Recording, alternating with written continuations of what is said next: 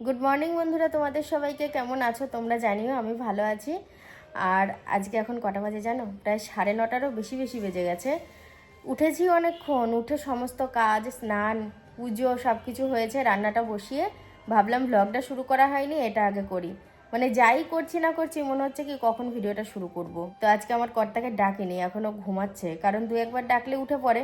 আজকে ভাবলাম থাক, ঘুমাচ্ছে ঘুমাক, আর ডেকে দরকার নেই, ঠিক উঠে পড়বে এখনই। এই যে ভাত ফুটছে আর আমি সবজিগুলো কেটে বারান্দায় গিয়ে ব্লগটা শুরু করলাম।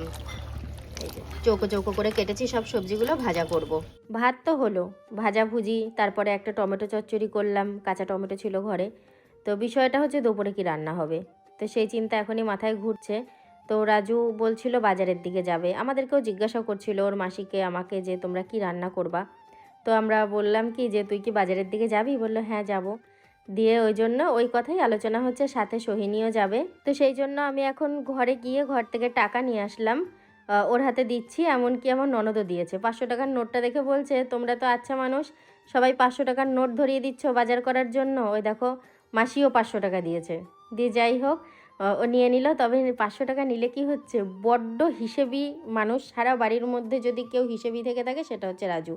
কারণ মানে এটা হাস্যকর বিষয়, ওকে যদি ওর মাসি কখনো মাছ আনতে দেয়, ও গুনে গুনে একটা করেই মাছ নিয়ে আসে।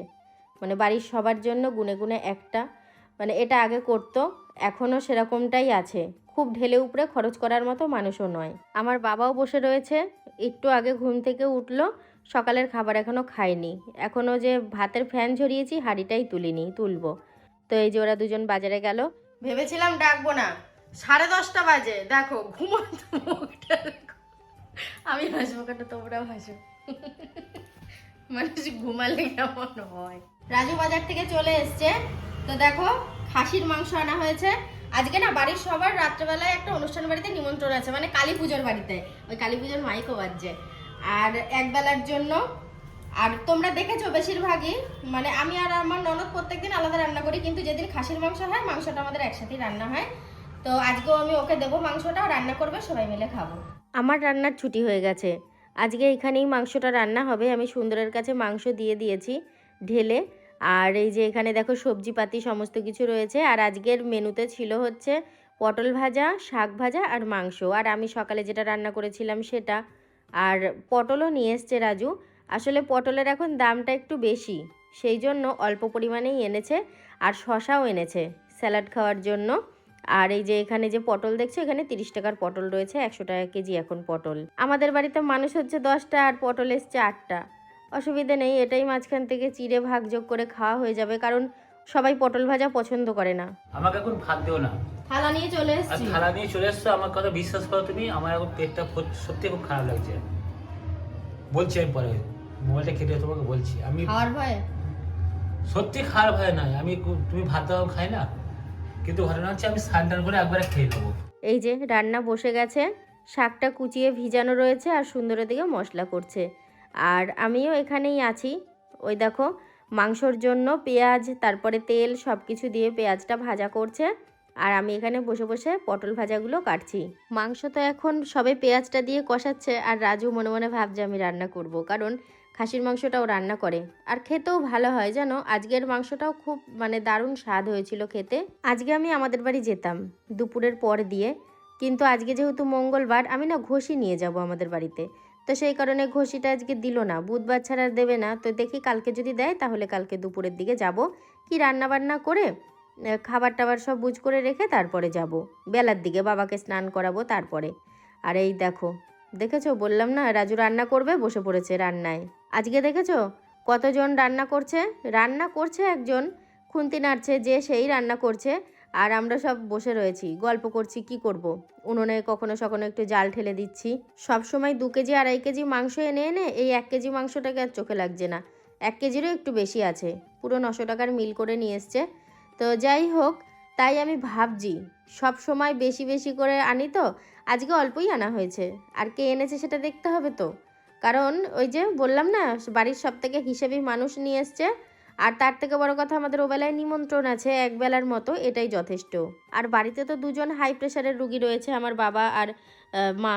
তো তাদেরকে তো আর দেয়া যাবে না বেশি করে, ঝোলটা খেলেও ক্ষতি। খাসির মাংসের, যাদের হাই প্রেশার আছে। অল্প অল্প করে সব খাওয়া হবে কম বেশি করে। আর এইখানে দেখো গাছটার একটাও পাতা নেই ডালটায়, দেখেছো কি সুন্দর ফুলটা ধরে রয়েছে। এখানে বসে রান্না দেখছি, ওইদিকে চোখ গেল, তাই তোমাদেরকে শেয়ার করলাম। আর মাংসয় আলু পড়ে গেছে, মাংসয় না আলুর পরিমাণটা একটু বেশিই আছে আজকে, কারণ মাংসর আলু খেতে ভাল লাগে। জানি দেখতে একটু বেশি লাগছে আলুটা, হয়তো অনেকে মনেও করবে যে এইটুকু মাংস এত আলু, কিন্তু বিষয়টা হচ্ছে সবাই 2টো করে 3টে করে আলু খেয়েছি, ভাল লাগছিল খেতে। আজকে সারাদিন তোমার টিকিট নাগাল পাইনি আমি। তুমি একটা কথা বলেছিলে না, মনে আছে? কি কথা? যে ঘষি দেখতে ওই বাড়ির জন্য। ও হ্যাঁ হ্যাঁ। আজকে সারাদিন কিন্তু আমি ঘষেই খুঁজেছি সব বাড়িতে বাড়িতে গিয়ে। আচ্ছা, কাউকে বাড়ি যেখানে নেই? যাচ্ছি সেখানেই বলছে কিনা আমাদের যা ঘষে হয় জ্বালানিতে লেগে যায়। তা লাস্ট পর্যন্ত একটা বাড়িতে পেলাম, বস্তাগুলোও দিয়ে আসলাম, কিন্তু আজকে দেবে না, মঙ্গলবার, কালকে ছাড়া ঘষি দেবে না। তাহলে একবারে গুনে গেটে রাখবে টোটো। কালকে হ্যাঁ, ওই বাড়ি থেকে টোটোটা মানে টোটোই তুলে দেওয়া হবে। 100 টাকা আর টোটো ভাড়াটা পাঠিয়ে দিলেই হুম, একদম ঘষের জায়গায় চলে যাবে। ঠিক আছে, আমাদের বাড়ির জন্য। একদম। তা যাই হোক, এখন স্নান করবো। স্নান করো, খেতে হবে, সকালে খাওনি ভাত, আমাকে বাড়তেই দিলে না। মা তো স্নান করছে, মায়ের স্নানটা হয়ে গেলেই আমি করবো। রান্নাও প্রায় হয়ে এসছে, মাংসটা ফুটছে। আচ্ছা, তুমি একটা কথা বলো তো। কি? আমি তো মানে খুব একটা শিক্ষিত না, অশিক্ষিত। বাজে কথাগুলো বাদ দিয়ে কাজের কথা বলো। কাজের কথা বলছি এই যে আমি বলি স্নান করব না স্নান করব? কথাটা হচ্ছে স্নান করব, ঠিক আছে? হ্যাঁ। তো যে যেরকম বলে অভ্যস্ত সেরকমই বলা হয়। কেউ বলে চান, কেউ বলে সিনান, কেউ বলে ছান। হ্যাঁ, অতএব যে যেটা বলে মানে সেটাই বলা ভালো। তো তুমি কি আমাকে বোঝালে আমি স্নান বলি? তুমি তো সান নাই সিনান এরকম একটা বলো। স্নান করতে যাব। হ্যাঁ, তা যাও, ভালো তো। ঠিক আছে, এবার স্নান করতে যাব, এই কথা সব থেকে বলো আমি নিয়ে আসি, ঝামেলা মিটে যাবে। যাই হোক, আজকে তো তোমাকে রান্না করতে দেখলাম না গিন্নি, আমি একবারও। আজকে রান্না করতে দেখলে না তো, কারণ আমি যখন রান্না করছিলাম সকালে তুমি ঘুমোচ্ছিলে। সকাল দুপুরের ভাত একবারে করেছি, কিছু সবজি ছিল সেটা ভাজা করেছি, একটা কাঁচা টমেটো চচ্চড়িও করেছি। এই যে আমাদের তরকারি দিয়ে গেল, দেখো কি সুন্দর কালার এসছে খাসির মাংসটার, বলো। এবার পুরো টকটক করছে কালারটা। আর এখানে শাক ভাজা, পটল ভাজা। আমার কর্তা গেছে স্নানে, আসুক তারপরে খাওয়া দাওয়া করবো। নতুন প্যান্ট গেঞ্জি পরে খাসির মাংস দিয়ে ভাত খেয়ে নাও। আর ওটা কাটো, স্টিকারটা কেটে দাও। তাও তো কথা। এই যে আমাদের খাবার বেড়ে নিয়েছি, শাক ভাজা, পটল ভাজা, সকালের কাঁচা টমেটো চচ্চড়ি, স্যালাড, আর এখানে রয়েছে মাংস, আর এই যে দুজনের ভাত। খাওয়া দাওয়া হলো, ধোয়া মাজা করে এটো পরিষ্কার করে তারপরে এই যে ঘরে আসলাম। এখন একটু বিশ্রাম নেব, ইচ্ছা আছে বিশ্রাম নিয়ে একটু বেলা গড়ালে তারপরে আমরা একটু বেরোবো। আমি এখানে শোব না, আজকে চুপচাপ বসে থাকবো। ও যা বেলা অবধি ঘুমিয়েছে, ওরা শুতে হবে না। শুলেই ঘুমিয়ে যাবো, আর দুপুরে ঘুমটা খুব অভ্যাস হয়ে যাচ্ছে আমার, না শুলে তুমি কত বেলা অবধি ঘুমিয়েছো, তোমার আবার শুতে হবে কেন? না, শোবো না। এবার আমরা কর্তাগিন্নি একটু বেরোচ্ছি, আমার একটা ইনস্টা শ্যুট আছে, তো সেই জন্যই। তো ওই জন্য দেখো কাছে একটুখানি মানে দূরে যাব, কাজ সারবো তারপরে চলে আসবো, সন্ধ্যের আগে আগেই চলে আসবো। কাজ কমপ্লিট করে চায়ের দোকানে এসেছি। চায়ের দোকান না, এই দোকান থেকেই মুদিখানার জিনিস নেওয়া হয়, এর আগেও কম বেশি শেয়ার করেছি। তো এসে একটু চা খাচ্ছি, এখানে চা বিস্কুট খেয়ে নিচ্ছি। তো তারপরে মুড়ি নেব, ঘরে মুড়ি বাড়ন্ত হয়ে গেছে, মুড়ি নিয়ে তারপরে বাড়ির দিকে যাব। দেখো বাড়িতে এসেছি, তাও সন্ধে নামেনি কিন্তু এখনও। ঘর বারান্দাগুলো ঝাঁট দেওয়া হয়নি বিকেলের, ওই জন্য ঝাঁট দিয়ে পরিষ্কার করে নিচ্ছি। তারপরে একটুখানি পরে সন্ধে নামবে, সন্ধে দেব, এই টুকটাকভাবে এখন এই সময়টা যাবে। তবে এই বিকেল আর সন্ধ্যের মাঝামাঝি যেই ফাঁকা সময়টুকু থাকবে, ঘরটা ঝাড় দিয়ে একটুখানি রাস্তার সামনে বসবো, কারণ আমি গলার আওয়াজ পাচ্ছি। আমার ননদ রয়েছে, পাড়ার আরও একজন রয়েছে, তো কখনো কখনো ইচ্ছে হয় যে গেটের সামনে গিয়ে দাঁড়াই। প্রতিদিন না, আবার মানে ডেলি রুটিনের মতো অভ্যেস করে না, কখনো সখনো মাঝে মধ্যে ইচ্ছা হয়। তো আজকে ইচ্ছা হচ্ছে, ওই জন্য ভাবলাম 10-15 মিনিট যা টাইম পাই একটুখানি গল্প করি। যেহেতু গেটের দিকে সব বসে রয়েছে, তো সেই কারণে আমি আর ময়লাগুলো ওই দিকে দিলাম না, এক সাইডে রেখে দিই। কালকে সকালে যখন উঠোন ঝাড় দেওয়া হবে তখন আর কি পরিষ্কার করে নেওয়া হবে। আমি তো আমার মতো কাজ করছি, আর আমার কর্তা দেখেছো কী কাণ্ড, পিছন পিছন ঘুরছে। কি করছি না করছি সবটাই তোমাদেরকে শেয়ার করছে, আর করতেও হবে, না হলে ডেলি ব্লগটা কি করে হবে বলো। কি রাঁধলাম, কি খেলাম, কোথায় গেলাম, কি হলো, ওইটাই তো ডেলি ব্লগ। ঝাঁটা বারুন ধরে হাত ধোয়া অভ্যেস, তো ভাবলাম বোতলের জল দিয়ে আর হাত ধোবো না, বোতল ধরবো না, একবারে কলে এসে একটুখানি হাত ধুয়ে নিলাম। কখনো কখনো কিছু কিছু জিনিস খুব ইচ্ছে করে, আর ইচ্ছে করলে বেশি বাদিয়ে রাখতে নেই, ইচ্ছে পূরণ করে ফেলতে হয়। তো আমার ওই গোলাপটায় চোখ যাচ্ছে সেই মাংস রান্না হচ্ছিল তখন থেকে। তো দেখো পাপড়িগুলো আলগা হয়ে গেছে, হাত দেওয়ার সাথে সাথে কি সুন্দর হাতে চলে আসবে, খুব ভালো লাগে এইগুলো আর কি উপভোগ করতে। গোলাপের পাপড়িগুলো কি সুন্দর হাতে চলে আসলো। তারপরে সে টক আমলকি গাছ আছে, তার ফলগুলো সেই চ্যারচ্যার করে ফাটে, ওই গাছগুলোয় হাত বুলাতে ভালো লাগে, ফলগুলো ফেটে যায়, মানে কিছু কিছু জিনিস ভালো লাগে আর কি। তো যাই হোক, এখন যাই একটু সবার সাথে একটু গল্প সল্প করি, তারপরে সন্ধে হলে সন্ধে দেব। সন্ধে দেওয়া হয়ে গেছে, কিছু কাজ ছিল বাইরে সেগুলো সব সেরে নিয়েছি। এখন এই যে বসে রয়েছি, বসে আর আমি কথা বলছিলাম। তো কথা বলতে বলতে মনে হলো একটুখানি ক্যামেরাটা অন করি, তাই ব্লগের ক্যামেরাটা চালু করলাম। হ্যাঁ, সে তো ভালোই করেছো, আমাদের তো এটাই করতে হবে। আচ্ছা, আমার পিঠটা কি ঠান্ডা লাগছে বলে তোমার এই গরম গরম হাত দিতে খুব ভালো লাগছে? ঠিক বলেছো। আমি না লক্ষ্য করছি বিষয়টা।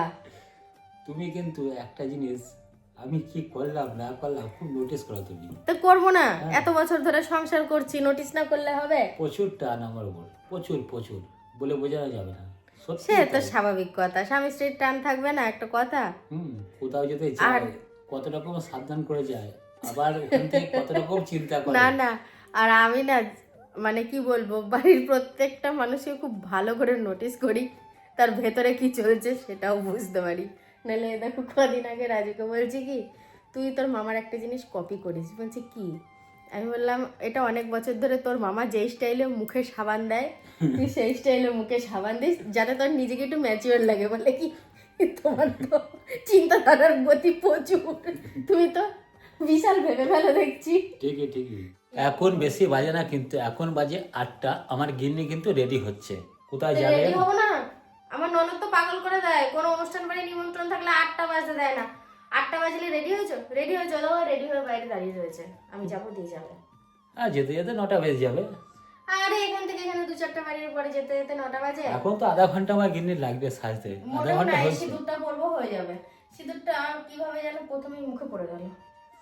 তো যাই হোক, ওর আর একটা বাড়িতে নিমন্ত্রণ আছে, ও সেখানে যাবে, আর অন্য জায়গায় যাব আমরা বাড়ির সবাই।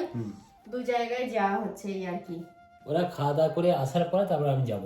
হ্যাঁ তাই করো। গিন্নি গো, আমার দিকে একটুখানি তাকাও। বলো।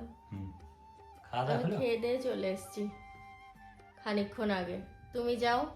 যাবো তো। তো বন্ধুরা এই দেখো উঠে পড়েছি বিছানায়। তো সারাটা দিন খুব ভালো কাটলো, কম বেশি তোমাদের সমস্তটাই শেয়ার করেছি। তো চলো আজকের মতো গুড নাইট বলছি, দেখা হচ্ছে আবার কালকে থেকে।